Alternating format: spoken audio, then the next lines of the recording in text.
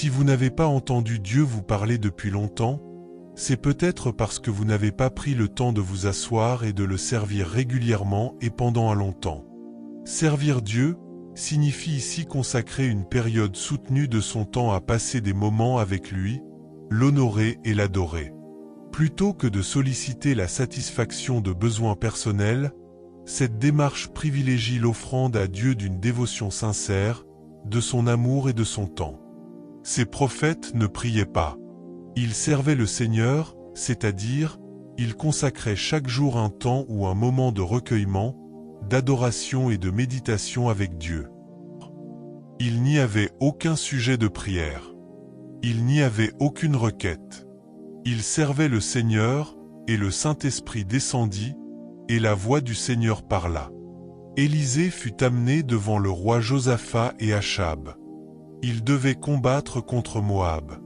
Lorsqu'Élisée vit Achab, son esprit fut troublé, il avait été appelé à prophétiser et à donner une parole de connaissance, une révélation concernant la bataille. Mais en voyant Achab, son esprit n'y était plus. Néanmoins, à cause de Josaphat, 2 Rois 3 verset 15.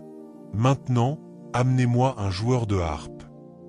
Et il arriva, pendant que le musicien jouait, que la main du Seigneur vint sur lui, et il dit, ainsi parle le Seigneur. Je vois votre ministère prophétique et votre manteau revenir. Servir le Seigneur est l'une des plus grandes caractéristiques de la vie de David. Vous entendrez encore et encore dans le ministère de David, et David consulta le Seigneur. Et la chose suivante que vous voyez, c'est « et le Seigneur parla ». Mais derrière tout cela, David était l'homme qui servait le Seigneur plus que toute autre personne. Lorsque David monta sur le trône, il démantela ce qu'on appelle le sacerdoce aaronique. David prit l'arche de l'alliance hors du lieu très saint, établit un autre tabernacle, plaça cette arche de l'alliance au milieu du tabernacle et ordonna 4000 lévites. Il les divisa en 3 groupes et établit 3 responsables, Asaph, Héman et Jeduthun. Il leur donna 3 rotations, 8 heures, 8 heures, 8 heures. Votre tâche est d'utiliser ces 4000 lévites, de les répartir entre vous 3, avec des rotations de 8 heures d'adoration, 24 heures sur 24, 7 jours sur 7. Savez-vous que pendant les 40 années où David régna sur le trône, il y eut une adoration continuelle devant l'Éternel, jour et nuit. Et la Bible dit qu'avant le retour de Jésus, il restaurera le tabernacle de David. Je vois des adorateurs se lever dans la maison. Ceci est très important. En fait, c'est l'un des domaines majeurs lorsque vous élevez des autels de prière pour le réveil et pour la gloire de Dieu. Enseignez à votre peuple à passer du temps de qualité avec Dieu. Ce n'est pas seulement prière, prière, prière, prière, prière. Il doit y avoir l'adoration et la prière. L'adoration et la prière. L'adoration et la prière. L'adoration et la prière. Faites-le de cette manière, et alors vous commencerez à voir les dimensions prophétiques. J'ai été invité pour un programme en Italie en 2022. Mon hôte m'a dit, vous allez exercer le ministère pendant 5 jours, mais le premier jour de votre arrivée, vous ne viendrez pas prêcher. Nous voulons simplement que vous veniez à l'église pour servir les gens. J'ai dit, que voulez-vous dire? Ils ont répondu, vous ferez des prières de conseil, pas de prédication. Très bien, allons-y. Je suis arrivé à l'église. J'ai vu des personnes assises, à peu près autant qu'ici. C'étaient celles qui venaient pour le conseil et pour la prière. Ils amenèrent la première personne devant moi, un jeune homme en fauteuil roulant, environ 21 ans. Il n'avait jamais marché. Ils déposèrent le fauteuil devant moi. « Homme de Dieu, à vous. » J'ai dit, « À moi quoi? » « À vous. Servez-le. » Et, cela fait plus de 40 ans que je suis dans le ministère. J'ai vu beaucoup de paralysés se lever. Mais celui-ci, je savais qu'il ne marcherait pas. Pendant ce temps, toutes ces personnes me regardaient. Alors je devais prier. J'ai prié. J'ai fait ce qu'il fallait. Mais dans mon cœur, je savais. Après la prière, je le leur ai rendu. Puis ils amenèrent une autre personne, un couple marié depuis 17 ans sans enfant. Homme de Dieu, à vous. Servez-les. Celui-ci était mieux. Qu'il y ait grossesse ou non, personne ne le verra.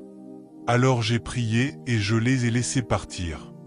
La personne suivante qu'ils amenèrent était un fou. Dans mon cœur, j'ai dit, qui m'a amené en Italie? Pourquoi? Pourquoi? Je n'attendais qu'une chose, avoir fini de prier pour toutes ces situations. Il n'y eut aucune manifestation, aucun miracle. Je suis retourné en courant à mon hôtel. C'était le premier jour. Je me suis jeté au sol, prosterné. J'ai dit, Dieu, pourquoi m'as-tu amené ici? M'as-tu amené ici pour m'humilier? J'ai lu dans ta parole que tu allais de lieu en lieu en faisant du bien et en guérissant tous ceux qui étaient opprimés par le diable, car Dieu était avec lui. Si tu es avec moi, je ne te demande pas d'en guérir tous, mais au moins une personne.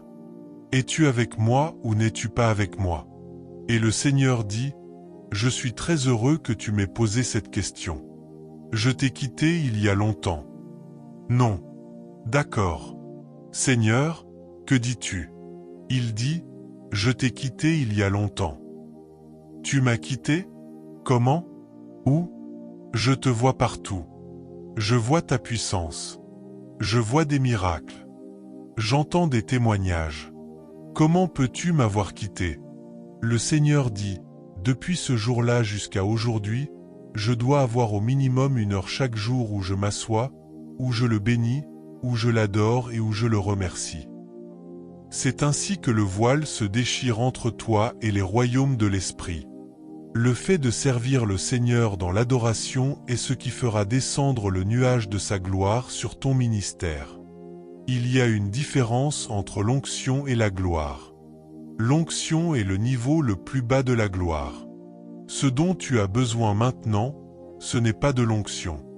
Tu as besoin de la gloire. Et la gloire de la dernière maison sera plus grande que celle de la première. Ce qui vient sur notre génération s'appelle la gloire. Et la Bible dit dans 2 Chroniques 5 versets 13 et 14. Alors qu'ils servaient le Seigneur, le nuage de la gloire les couvrit. Certaines personnes ont eu une expérience dans la prière avec le général de Dieu, Babalola. Ils se joignaient à Babalola pour prier pendant 30 minutes puis ils sont repartis dans leur chambre. Lorsqu'ils se réveillent le matin, ils constatent que Babalola est encore là, debout, en train de prier, au même endroit. Et ainsi que pendant 3 jours Babalola était toujours en train de prier debout au même endroit. Comme ce ministère l'a dit, il existe une génération pour laquelle nous ne serons plus simplement debout ici à prêcher. Nous volerons pendant que nous prêcherons. Il y a une génération. C'est cette génération qui vient. Mais ce que je veux que vous sachiez au sujet de Babalola, c'est que s'il prie pendant 7 heures, 6 heures sont consacrées à l'adoration.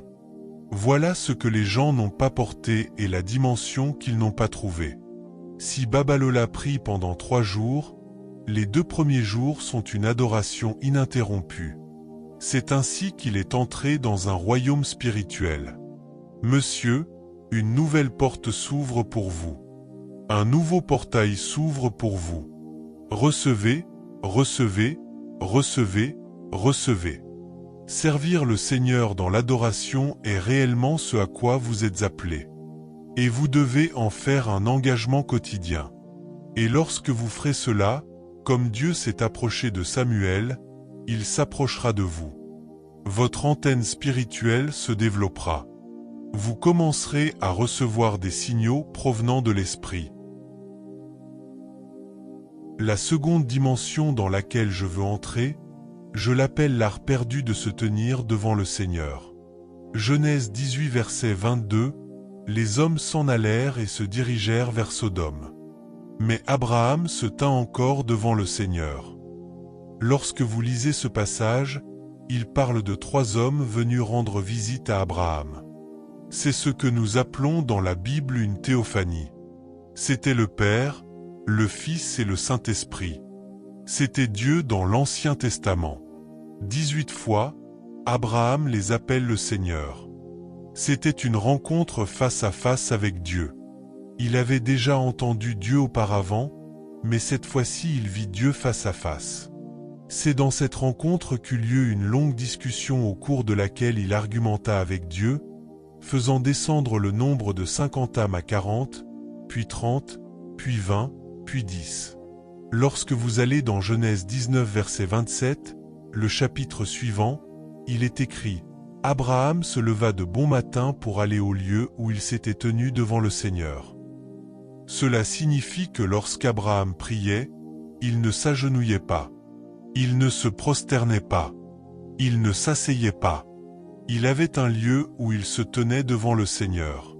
C'est dans cette position debout, selon la loi de la première mention, que nous voyons pour la première fois ce que signifie se tenir devant le Seigneur. La première mention vous donne en réalité les responsabilités générales du principe. J'ai dit premièrement, il ne s'agenouillait pas, il ne se prosternait pas, il ne s'asseyait pas, il se tenait debout. Deuxièmement, c'était un lieu de rencontre face à face. Troisièmement, c'était un lieu de législation et de plaidoirie, où il argumentait au sujet de 2 villes, Sodome et Gomorrhe. Il existe des villes et il existe des territoires. Vous ne serez jamais un prêtre territorial tant que vous n'aurez pas appris l'art perdu de vous tenir devant Dieu, là où vous vous tenez désormais devant Dieu pour plaider en faveur de votre communauté. Monsieur, vous n'avez pas été envoyé uniquement pour être le pasteur des 4 coins d'un petit groupe de 100 ou 200 personnes. C'est pour cela que John Wesley disait « Le monde entier est ma paroisse ». Mon frère, si tout ce qui concerne votre ministère consiste simplement à prêcher à ces personnes le dimanche matin, j'ai pitié de votre appel. C'est un appel très étroit. Quatrièmement, dans ce lieu où l'on se tient devant Dieu, Abraham persista dans sa défense de ces villes. Ce fut un dialogue très long, d'environ 10 versets, où il fallait avoir de l'endurance et de la persévérance pour rester debout et argumenter. Cinquièmement, c'est le lieu de l'intercession. Recevez la grâce. J'ai dit, recevez la grâce. Recevez la grâce. Maintenant, toutes les grandes voix prophétiques à travers votre Bible pratiquaient cet art de se tenir devant le Seigneur. Moïse, dans Exode 3 verset 5. Moïse, Moïse, ôte les chaussures de tes pieds, car le lieu où tu te tiens est une terre sainte. Or, dans cet endroit où il se tenait, durant tout le chapitre 3 de l'Exode et tout le chapitre 4, il demeura debout devant Dieu pendant 2 chapitres entiers. Se tenir devant Dieu n'est pas une affaire de 5 minutes. Se tenir devant Dieu est une expérience longue et profonde. C'est dans ce lieu où il se tenait devant Dieu qu'il fut élevé du statut de berger à celui de libérateur. Je vois des hommes être élevés dans cette maison. Tu seras un libérateur pour ta ville, pour ta nation, pour ta tribu, pour ton village, pour ta communauté et pour ta famille. Encore une fois, c'était un lieu de rencontre face à face.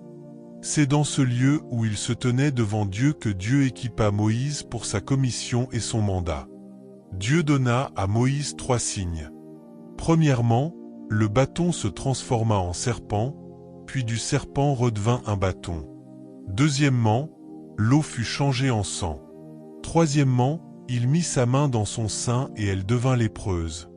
Puis lorsqu'il la remit à nouveau, elle redevint saine. C'est en se tenant devant Dieu que Dieu vous commissionnera. Dieu vous ordonnera. Dieu vous équipera. Dieu vous enverra. Recevez la grâce de vous tenir devant lui.